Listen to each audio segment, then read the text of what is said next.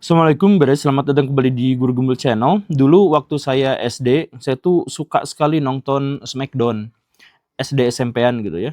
Karena pada waktu itu mereka punya karakter-karakter yang berkarisma luar biasa. Ada Big Show kesukaan saya, kemudian ada The Rock, ada Stone Cold Steve Austin, ada Triple H, ada Chris Jericho, Kane Undertaker, Booker T. Wah, banyak lah yang saya tuh suka-suka banget dengan pertandingan-pertandingan itu gitu. Dan saya pada waktu itu juga sudah tidak peduli apakah itu real atau tidak, karena yang saya saksikan itu adalah sesuatu yang menyenangkan gitu, sesuatu yang seru.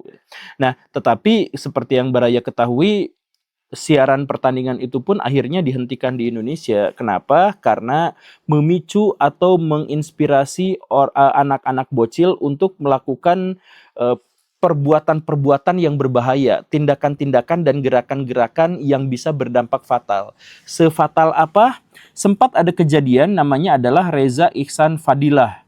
Pulang ngaji, dia main sama temen-temennya Smackdown-Smackdownan. Kemudian dalam permainan itu dia di-smack Undertaker, kepalanya dihujamkan ke tanah oleh temannya. Ya meninggal, saya mohon maaf, meninggal, dan itu kemudian memperkuat dorongan dan tekanan agar siaran televisi itu dihentikan. Karena terbukti telah menginspirasi anak-anak untuk melakukan tindakan yang sangat berbahaya. Begitu. Tetapi pada waktu itu saya tuh berpikir keras, kenapa hanya Smackdown? Karena pada waktu yang bersamaan ada olahraga yang jauh lebih mengerikan karena dia menginspirasi anak-anak untuk melakukan gerakan-gerakan yang lebih berbahaya dan lebih masif dan tidak dilarang. Apa itu? Silat.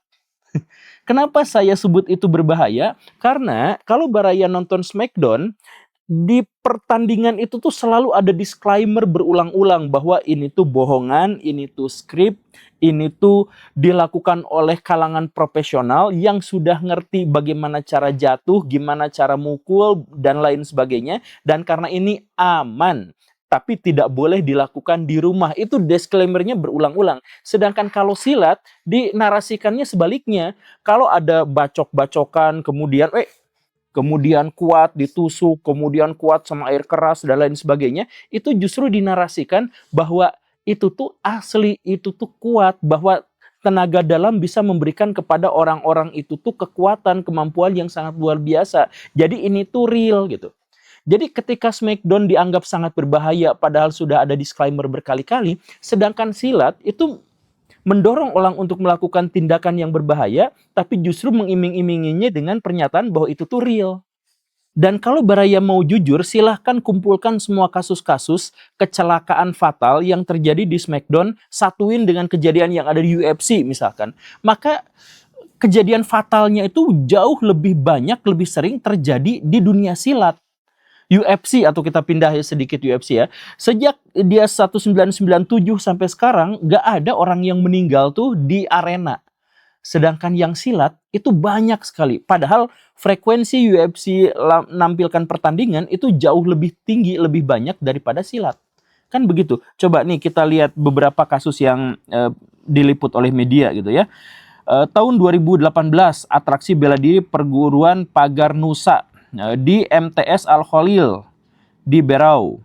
Itu ada anak yang meninggal dunia. Penyebabnya apa? Dilindas sama mobil. Itu sengaja ada atraksi lindas mobil seperti itu. Anaknya disuruh puasa dulu, disuruh apa dulu, dan akhirnya dilindas.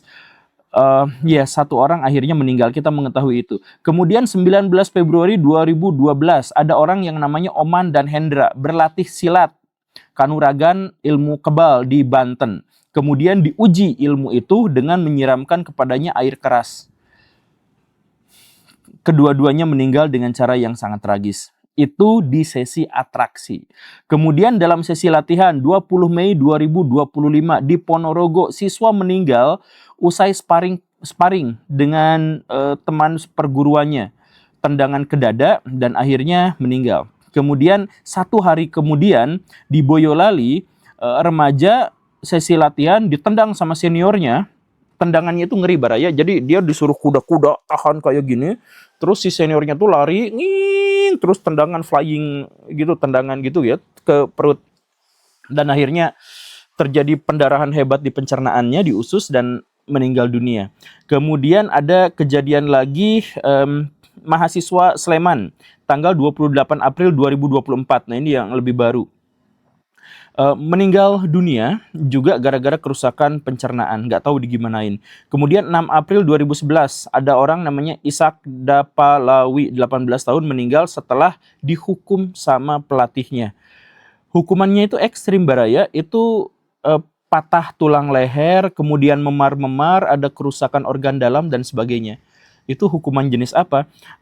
Dan itu tuh yang di luar pertandingan. Yang di dalam pertandingan itu juga sebenarnya banyak, Baraya. Saya ngobrol sama beberapa pesilat, itu kalau di dalam pertandingan itu yang patah kaki, patah tangan dan sebagainya, dan bahkan berujung kematian itu juga banyak. Salah satunya 19 Februari 2019, Said Alif Rabani Sitompul meninggal dalam kejuaraan silat.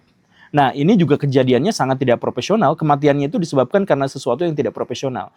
Jadi dia bertanding, kemudian cukup dominan, tapi dalam satu waktu dia mendapatkan bantingan yang keras banget, sampai dia tuh ngap gitu.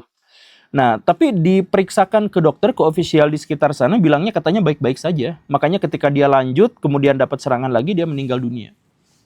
Nah, kalau saya menceritakan hal yang seperti ini, yang adalah realitas, yang adalah fakta, yang sudah ada di berita di media di mana-mana, maka saya tuh mungkin aja diparani gitu. Diparani dan diajak duel dan seterusnya gitu. Karena apa? Ya ini salah satu masalah dari silat itu sebenarnya adalah bahwa seringkali anggota-anggotanya itu menganggap bahwa silat itu suci, sakral, tidak boleh dikritik. Sehingga kalau ada atraksi gagal, kemudian menyebabkan dampak yang fatal, mereka akan bilang itu karena pesertanya kurang yakin. Kalau ada yang mengkritik, pasti diparani. Kalau ada yang kok gak berdaya di UFC dan sebagainya, mereka akan bilang, oh karena silat itu terlalu berbahaya gitu, akan menyerang area-area vital dan lain sebagainya gitu. Jadi semuanya tuh defensif gitu, bukan menganalisis, oh ini ada masalah dari silat, ayo kita perbaiki sama-sama gitu. Nggak kepikiran yang seperti itu, tapi justru malah defensif atau bahkan nyerang balik kepada orang yang melakukan kritik. Padahal kritik ini penting, Baraya, ini demi kebaikan bersama. Bayangkan ada begitu banyak orang yang meninggal dunia gara-gara praktek-praktek ini. Bukankah seharusnya kita menjadikan itu sebagai evaluasi dan kemudian memperbaiki semuanya? Nah, tapi kalau silat diperbaiki, ya berarti bukan silat lagi. Kalau dia beradaptasi dengan perkembangan zaman, ya berarti dia bukan silat lagi. Ya enggak, nah ini keliru. Ini sebenarnya kalau kita menganalisis, nggak usah menganalisis lah, kalau kita melihat bela diri yang ada di seluruh dunia yang bisa bertahan sampai sekarang, itu bukan bela diri yang sejak dulu ada, tetapi adalah bela diri yang dulu ada lalu dimodifikasi dan diadaptasi dengan perkembangan dunia modern. Dan mereka tidak pernah malu untuk mengubah dan beradaptasi, gak pernah malu. Coba misalkan gini ya, Baraya tahu nggak karate? Nah, karate itu kalau Baraya pergi ke masa lalu pakai kotak Doraemon, di tahun 1900, di tahun 1800-an karate itu kaku. Cuman kuda-kuda bawah dan kemudian hanya mengandalkan satu pukulan terkuat. Ya karate itu kan gitu, satu pukulan dan diharapkan bisa jatuh, bisa mati, bisa pingsan lawannya itu. Dan itu bertahan sampai akhirnya orang Jepang itu mulai belajar dari negara-negara barat. Karena dulu itu kan Jepang mau jadi negara adidaya di tahun 1900-an itu ya. Belajar dari sana-sini dan akhirnya kontak dengan para militer Amerika Serikat dan menemukan bahwa karate itu sangat rentan kalah kalau ngelawan tinju. Karena apa? Karena walaupun tinju cuman main tangan doang, tapi kakinya footwork-nya itu kesana kesini, kepalanya juga bergerak-gerak kesana kesini, sehingga berpotensi bisa mengalahkan karate. Nah, sejak saat itu ada tokoh-tokoh terkemuka karate, diantaranya adalah Geichin Funakoshi dari Shotokan gitu ya. Kemudian ada Mas Oyama dari Kyokushin, kemudian ada Kenwa Mabumi dari Shitoryu gitu. Nah, itu teh sadar bahwa karate harus diadaptasikan, gak harus mengubah semuanya, tapi gimana caranya agar bisa secara keseluruhan dominan di atas tinju. Maka yang mereka lakukan adalah karate yang awalnya kuda-kudanya itu statis, diem di situ, itu langsung loncat-loncat, ngik, maju mundur tapi. Kepalanya juga. Kemudian tangan yang awalnya itu sangat bawah, sedikit ke atas. Nah, jadilah kuda-kuda karate yang seperti kita ketahui sekarang. Dan ketika karate sudah berubah menjadi seperti itu, tetap namanya karate, tetap diakui, dan sangat berguna bagi kehidupan. Berguna untuk keamanan anggotanya, maupun keamanan dari pihak yang menyerangnya bahkan. Di UFC itu berapa kali ada juara dari bela diri karate. Ada Whittaker gitu ya, kemudian ada Wonder Boy, kemudian yang paling terkenal Lyoto Machida gitu ya, atau bahkan McGregor juga. McGregor itu bukan karateka, tetapi dia menggunakan basic karateka dalam kuda-kudanya yang keren itu gitu kan. Nah, kan itu artinya apa? Artinya karate itu berkembang, tumbuh. Ketika ada sesuatu yang harus diadaptasikan, ya mereka beradaptasi. Dan sejak saat itu juga mereka tuh berubah. Dulu tuh kalau karate latih tanding itu memang beneran banyak yang mati. Karena serangan langsung ke ulu hati, fokus pada satu pukulan, dan yang lainnya memang jangan bertahan gitu. Nah sekarang ada latih sparring, ada... Ya, sekarang kan karateka itu banyak sparringnya gitu. Daripada yang pukulan netral sekali ewang gitu, mukul ke ulu hati, enggak kan. Jadi ada sparringnya dan sebagainya. Nah, akhirnya apa? Mereka menjadi lebih praktis, lebih teknis, tapi lebih aman. Begitu. Nah, jadi maksud saya adalah sekali lagi, jangan menganggap bahwa silat itu suci. Itu adalah produk kebudayaan yang harus berkembang seiring dengan berjalannya waktu.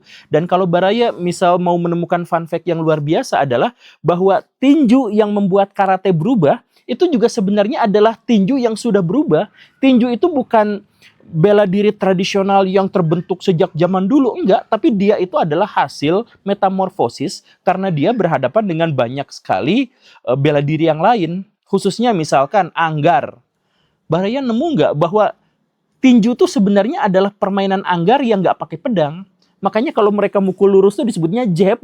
Ya kayak permainan Anggar kayak gitu. Nah disitulah tinju itu ada kepala yang bergerak, ada kaki yang maju mundur kanan kiri dan sebagainya, itu karena dia ngikutin Anggar. Coba Baraya lihat tinju tahun generasi awal lah, kalau Baraya masih punya TV hitam putih. Gerakannya tuh gini nih. Kepalanya didongak, tangannya gini. Gitu kan? Tapi sekarang kan nggak gitu. Ada yang gini, dan sebagainya gitu. Nah, itu kan sebenarnya adalah hasil adaptasi kemudian dari gulat. Gulat itu kan langsung megang gitu. Makanya akhirnya petinju-petinju itu jadi jago di perut ini karena bisa gini. Itu kan sebenarnya juga adalah dari gulat gitu. Atau Baraya misalkan lihat judo. Judo juga sebenarnya dipengaruhi oleh gulat. Judo dulu itu adalah bela diri para samurai. Ketika dia kehilangan katananya, apa yang harus dia lakukan? Dia main bantingan. Tapi pada waktu itu tidak banyak permainan ground. Judo itu ya hanya gerakan banting gitu, lumpuhkan, gerakan banting, lumpuhkan. Nah, tapi ketika dia ketemu sama gulat Amerika, catch wrestler, kan pegulat itu ternyata kalau sudah dibanting bisa ngebalik gitu. Nah, ini mikir kalau judo udah dibalik, terus apa yang dia lakukan? Maka sejak saat itu tuh menjadi semakin banyak kuncian-kuncian bawah. Dan itu kemudian berdampak kepada jujitsu. Dan jujitsu kemudian diperbarui lagi menjadi Brazilian Jiu-Jitsu gitu. Dan seterusnya. Jadi semua bela diri yang kita kenal di dunia modern yang bertanding di UFC dan sebagainya adalah hasil dari adaptasi, hasil dari perubahan. Nah, kenapa silat terlambat atau lambat sekali ke area itu gitu? Bukankah kita juga bisa jadi seperti itu? Jadi coba lihat UFC, tingkat keamanannya luar biasa, tapi tetap bisa menyuguhkan pertandingan yang efektif, yang efisien, sekaligus juga menghibur. Itu bisa menjadi industri yang menghasilkan cuan, itu juga bisa menolong orang tetap sehat dan tetap bisa membela diri. Bukankah itu esensi dari bela diri? Jadi teman-teman silat, ayo kita pikirkan kembali bagaimana agar silat itu lebih bisa beradaptasi dan bisa dikenal oleh dunia dalam sisi yang positif, bukan dari tawuran saja. Terima kasih karena sudah menyimak. Saya Guru Gembul, ngiklanin buku ini. Assalamualaikum warahmatullahi wabarakatuh.